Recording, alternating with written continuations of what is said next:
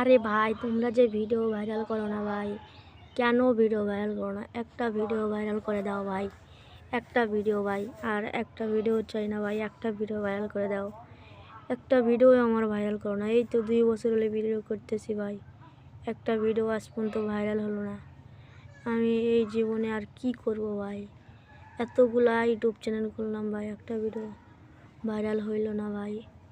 তোমরা কেউ একটা ভিডিও ভাইরাল করে দাও ভাই।